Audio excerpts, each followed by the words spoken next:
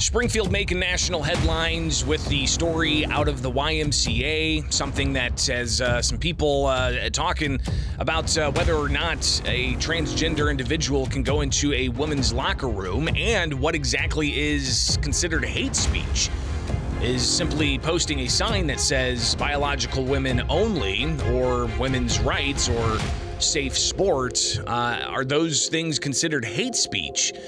Good morning. It is Springfield's Morning News. I'm Greg Bishop on 92.7 WMAY, Springfield's News and Talk. Listen, we've talked about this now for several weeks with the original questions being raised on social media in May and then getting a response from the YMCA in June to the questions of a swimmer who says they were let go because they raised objections to a transgender individual being in the women's locker room at the Springfield YMCA. Well, now it's splashed onto Fox News, and you've got even more reaction that's pouring in, including from the 16-year-old swimmer and the national figure Riley Gaines, who's raised these issues elsewhere for months on end because of the experience she had with a trans individual in collegiate swimming. So let's get back into it here with Springfield's Morning News. I'm Greg Bishop, and you can always follow along Bishop on Air. Just search it, Twitter, YouTube, Facebook, and we can connect that way. So yesterday, we talked with State Representative Brad Halbrook, and he's part of the Illinois Freedom Caucus, which is a group of conservative Republicans in rural and suburban areas, and they advocate for conservative principles. Well, they plan a news conference to address this issue here in Springfield, across the street from the YMCA facility, and that's going to be Thursday, something that we'll definitely do what we can to bring you the latest on. But they're going to be with the family of a 16-year-old swimmer who says that they were let go from the swim team at the YMCA because they raised objections to a transgender individual being in the women's locker room. So, when we talked with Representative Halbrook yesterday, I asked him about the response that the YMCA put out, saying that they don't discriminate, that they deny that the story the 16-year-old swimmer is sharing with everybody. They deny that she was let go, saying that they left on their own. So here's Representative Halbrook talking about this briefly yesterday with me. Yeah, I don't know which story's correct. I just find it kind of interesting that we can, I guess evidently we must live in the land of pretend and make-believe, that we can allow trans people that pretend to be a different sex than they were born to go into the locker rooms of the opposite sex, and that's to be protected. It would be discrimination and unlawful to remove them. I think there's accommodations there, if I understand right, to where they could go to a family dressing room or restroom or a non-gender room and leave the women alone in their own place. So I just find that kind of interesting, the statement that the YMCA is putting out. Again, I think that's what we need to get to the truth of and get to the bottom of. So Representative Halbrook saying that he's not sure what the truth is. But I think one thing is clear is that we do know the YMCA is not denying that there are transgender individuals going into restrooms or into locker rooms for the sex opposite of what they were born. That apparently has not been denied. What has been denied, though, is this question of whether or not the 16-year-old Abigail Wheeler, who we've not named until now because, she's a minor, but she's now on national media having this voice out there with these criticisms. But we know that the YMCA denies her story. She was asked about that denial point blank on Fox News yesterday after she laid out some of what she says she was accused of hate speech for putting up some signs at the YMCA locker room after discovering that this transgender individual was indeed in the locker rooms and that her coach and the YMCA knew about this. So here's the exchange on Fox News yesterday morning. What does your sign say that you put up in the locker room? Mine said 3 quotes. One was safe sport, women's rights, and biological women only. And that's what the coach said was hate speech? Yes. Wow. Well, we did.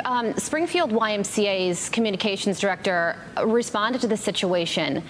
He says there have been a variety of false statements around the same issue circulated by the same individuals since the past May. In this version of the story, the statements that the swimmer was removed from the Y and prevented from participating in the swim team is false. She left the swim team and the YMCA on her own. Is that true?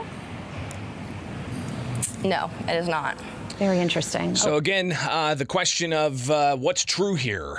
So the YMCA denying that Abigail was kept from swimming with the team because of the objections. Abigail says that she was kept from swimming with the team because of her objections. But what we know is true is, and the Y has essentially said this, they don't discriminate. They know that there's transgender individuals that are using these restrooms, and they can't tell anybody what particular restroom to use. So obviously, that seems to be the crux of the argument. Whether or not the swimmer was told that she couldn't participate in swimming, that's something else that we're going to be hearing more about, and obviously both sides are having their say in this in the public square. But Riley Gaines, the collegiate swimmer who recently testified to Congress about, quote, protecting women's sports, she praised Abigail and her sister, who was sitting with her during the interview yesterday with Fox News, saying that Abigail is speaking out, and she claims that she's sharing what the majority opinion is in this country. Abigail, my advice to you is to know that you are in the majority. Even the people enforcing these rules, your coach, Alex, he has a young daughter. He can't truly believe that what happened to you is right and fair and just. And if he does, I think there's a separate conversation that needs to be had, given the fact that he has a daughter. These people, they don't actually believe that. They're willing to throw their moral compass entirely out of the window. And that's what we're seeing, not just in sports. We're seeing that in corporate America. We're seeing that in the media. We're seeing that, it's plaguing this country. Yeah. You are in the majority, and no, really, once you don't have to adhere to anyone, to the rules, the guidelines, any of that, it's liberating. It is liberating to say the truth. It feels like a weight is off your shoulders. And so I just want to echo what Caitlin said. I am so, so proud of you, Abigail, to be only 16 years old and being in the position that you're in, faced with what you were faced with, and standing up for yourself and ultimately standing up for others. You're a megaphone for your teammates. And so I couldn't be more proud of either of the Wheeler sisters. So again, that's Riley Gaines reacting to the Wheeler sisters sharing their thoughts on Fox News yesterday. But again, the YMCA denying that Abigail was let go from the team, but yet they do say they don't discriminate, and they know that there are transgender individuals at the facility who may use whatever restroom that they assign themselves a gender for. So obviously a lot more to be said on this, but one thing I do want to talk about next is this idea of an athlete's student bill of rights, which is going to be proposed here out of something totally different, out of the Northwestern University saga, where there's allegations of hazing and other poor conduct that's involving student athletes. So should this issue of women being safe from feeling they're in an inappropriate situation by having a trans individual in the locker room, should that be included in a proposed Bill of Rights? I'd love to hear from you, so get those phone calls lined up, 217-629-7970. Stay tuned. We'll get some more on this and other issues of the gender ideology in state statute, so stay tuned. It's coming up here on WMA. Back talking about the issue of a trans individual in a woman's locker room that's made national headlines, and let's talk a bit about what could possibly come out of all of this. Not just the scandal of who's lying and who's not, as to if a 16-year-old was relieved from the swim team, but the issue of the transgender individual in a locker room and how a young girl might not feel safe in that environment. So how do you approach this? Well, what about a Bill of Rights? Is this something that could go into a student-athlete Bill of Rights? That's something that was brought up by State Representative Cam Buckner, a former collegiate football player who was reacting the other day to the issue out of Northwestern University, where there were allegations of hazing, and even the coach there being let go from the institution. So Cam Buckner, being a former football player, he raised issue with this and said that he wants to create a Bill of Rights, which we'll talk about here in just a moment. But let's go ahead and take a phone call at 217-629-7970. Good morning. You're on WMAY. Good morning. I don't think we need to decide who's lying and who's not, because she admitted she put the sign up. She admitted to what she said on the sign. And in this day and age, if you or me were to go up into a bathroom and put a sign that says that this bathroom is for white people or for black people or whatever, that is hate speech. But are there people saying that right now? That's not what they're saying. They're saying biological women only. That's what the sign said. That's the same thing, Greg, is putting up a sign. This is for white people only, or this is for black people only, or this is for purple people only, or whatever. But then is the same sign just showing an image or an icon of a man or just an icon of a woman? Is that considered hate speech? Let's stay focused. We're talking about a situation that happened. Greg, we're talking about a situation that happened right here, right now. Right. A girl put up a sign that said something that was hate speech. She admitted it. She was told about it.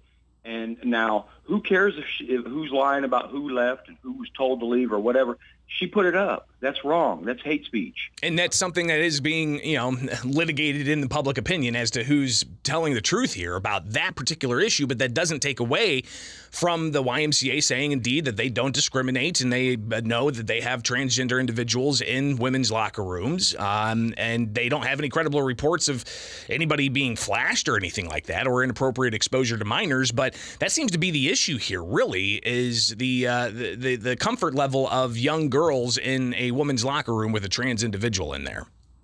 Yeah, well, first of all, the story doesn't always add up. It keeps changing and evolving. And if I'm going to believe someone, I'm going to believe the people that are running the Y.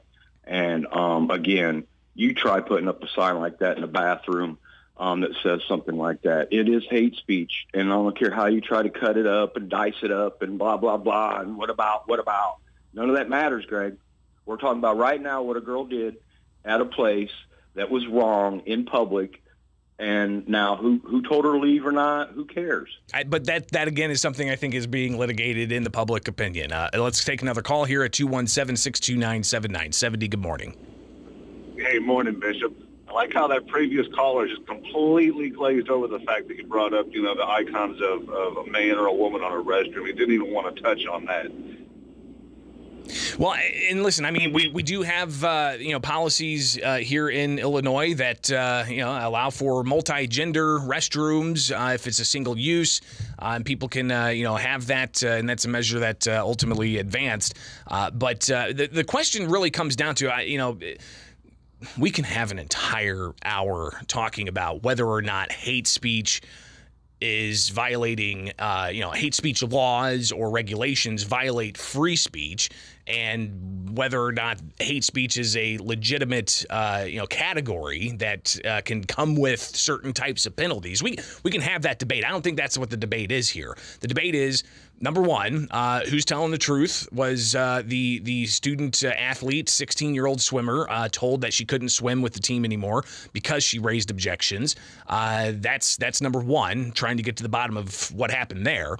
And both sides have had their say. But the other issue is really what's the genesis of these concerns, and that is a transgender individual in a bathroom making a minor girl feel uncomfortable.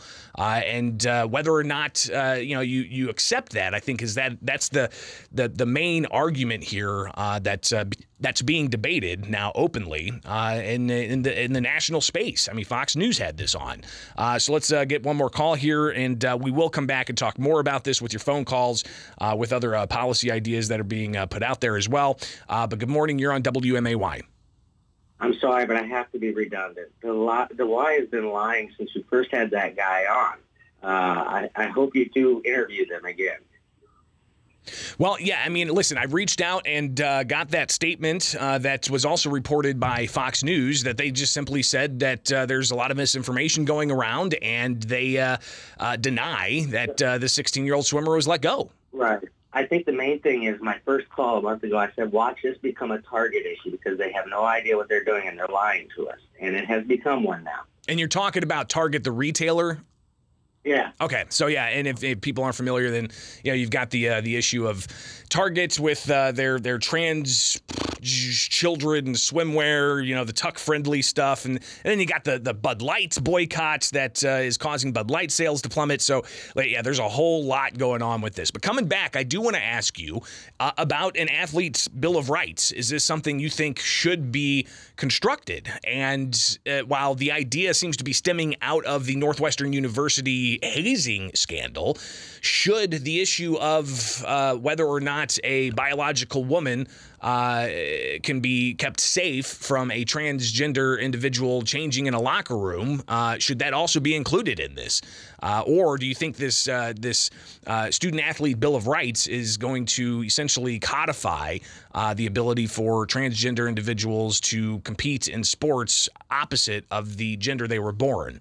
So we'll touch on that. We'll also talk about some other gender ideology measures that the state of Illinois is implementing, from birth certificate changes to Gender X and the designation on a license. So we'll talk about that as well. Stay tuned. We've got plenty more to get to with your phone calls, again, at 217-629-7970, 217-629-7970. Continuing the conversation about a story that's made national headlines coming out of the Springfield YMCA. Again, let's just hear the 16-year-old swimmer on Fox News yesterday being asked directly about whether or not the YMCA told them that they couldn't perform in the swim team because she raised objections about a trans swimmer that was in the women's locker room. Here's how that went on Fox News yesterday morning. What did your sign say that you put up in the locker room? Mine said 3 quotes. One was safe sport, women's rights, and biological women only. And that's what the coach said was hate speech? Yes. Wow. Well, we did. Springfield YMCA's communications director responded to the situation. He says there have been a variety of false statements around the same issue circulated by the same individuals since the past May. In this version of the story, the statements that the swimmer was removed from the Y and prevented from participating in the swim team is false. She left the swim team and the YMCA on her own. Is that true? No, it is not. Very interesting. So okay. again, let's get your thoughts. 217-629-7970. That's the phone number here with Springfield's Morning News on 92.7 WMAY, Springfield's News and Talk. And want to, also talk about the issue of student-athlete rights and should they have a Bill of Rights? And that's an idea that's being floated. Will this be included in that? I think that's an important question. But the student-athlete Bill of Rights being put out there by State Representative Cam Buckner, not from what's happening in Springfield, but instead what's happening at Northwestern University with the football team and a hazing scandal that's erupted in the headlines. Here's Representative Buckner earlier this week at an unrelated news conference talking about what he sees as the need for a student-athlete Bill of Rights following the Northwestern hazing scandal. These are very disturbing allegations. There are still, I think, more questions than answers for folks. But even before these allegations came to fore, there has been some work on trying to create a student-athletes Bill of Rights here in Illinois. States like California have done this a long time ago. Actually, California did it probably a decade ago when now current U.S. Senator Alex Padilla was a state legislator in California. And so the legislation that we're working on now does a lot for gender equity and educational benefits, but after what we heard this weekend regarding these allegations, I wanted to pause what we were doing and come back and see if there were things that we can add that could protect student athletes in these situations. Hazing is already illegal in Illinois, but I think there are some things we can codify to, I think, strengthen what we already have in place. So again, that's State Representative Cam Buckner, who sharing his thoughts after the Northwestern hazing scandal, not after what we saw out of the YMCA situation. 217-629-7970. That's the phone number. Let's go ahead and get a call here. Good morning. You're on WMAY. Yeah, I wanted to point out a couple things about your earlier caller. For one, he was using hypotheticals that had nothing to do with what we're talking about. And number two, even if it wasn't, hate speech is in fact protected by First Amendment. Thank you. Appreciate the call. 217-629-7970. More phone calls coming in. Good morning. Good morning. Hey, I think that local schools around the area really need to get ahead of some of these issues and set something up with school boards and coaches to protect the female athletes that are at these schools so that things like this are already resolved and on the books before something happens. Yeah, and you think doing something preemptively to get something on the books, like a policy of sorts, or maybe a student-athlete's Bill of Rights. Do you think that this issue of, a biological woman feeling unsafe in a locker room with a trans individual, should that be included in a Bill of Rights? 100%. I mean, at this point, it's so shocking to me that we've suddenly abandoned all these women and all these female athletes and all these girls that are concerned about something and sacrificing what they feel is important or safe to them. And what is there's no value in these women anymore. We don't listen to them. Suddenly they're the enemy. And that's crazy to me that this is going on all of a sudden, especially when, a few years ago, Trump made some comments and people were all, he's against women, we have to protect women and women's rights. And it's so weird how it's people pick and choose when they want to support something. And it's a trendy thing now to have, somebody win a contest as a man competing against women. It's just such a trendy thing. It's going to go away eventually, but it's going to ruin a generation of young ladies' opportunities if we don't be proactive and get some of this stuff under control. Well, and people are not familiar with Title IX. It's a U.S. measure, federal measure that protects women and girls' sports. It says if men have these opportunities at a school and resources are being used for it, then women need to have the same opportunities. And it's meant to ensure that women have those opportunities. But now you have this promulgation of allowing for transgender individuals who are born males going and playing in women's sports. And I don't think anybody denies that a person born a man has a much different bone structure that's more athletic, has stronger muscle structure that's more athletic than a woman. And that's why you have women's sports. That's why you have the WNBA. That's why you have women's professional soccer and so on. But the previous caller talked about the trend and saying it's trendy right now. Well, look at some of the other trends happening in Illinois. You've got a law now that says that residents can change the gender on their birth certificate without a medical note. And this was something that Governor J.B. Pritzker signed back in February. The original bill was actually filed in 2021, and it passed in the early part of this year during the 102nd General Assembly, before the 103rd General Assembly came in. So it passed in early January. Governor Pritzker, he signed it in February. It went into effect July 1st. And again, what it does is it allows for individuals to change their birth certificates without a doctor's note. And Governor J.B. Pritzker putting out a statement when this was signed saying, here in Illinois, we recognize that gender transition is a personal journey that doesn't always follow a prospective medical path, but still deserves to be honored legally, he said. In a time of increasing violence and hatred towards trans, non-binary, and gender non-conforming community, it's important that we ever to inform that our state's commitments to recognize the rights and dignity of LGBTQ plus Illinoisans.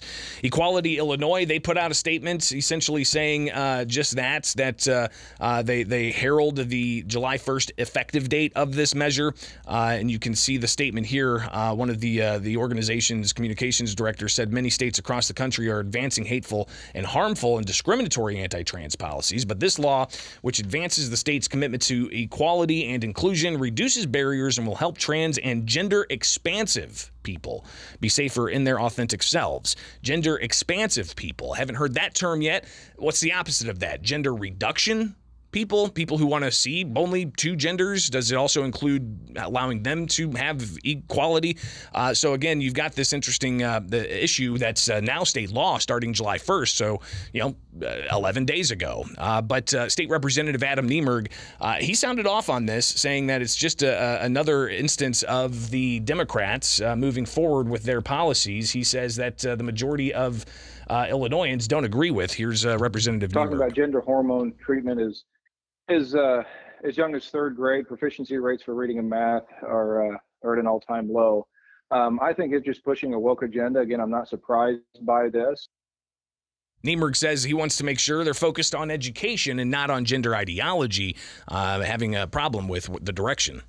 This woke agenda, this social wokeness, everything that the left is pushing, unfortunately, this bill doesn't surprise me. I expect many more to follow. But I think the people of Illinois vastly oppose this. And one last comment here from Adam Niemerg about his thoughts. I think the vast majority of Illinoisans see this for what it is.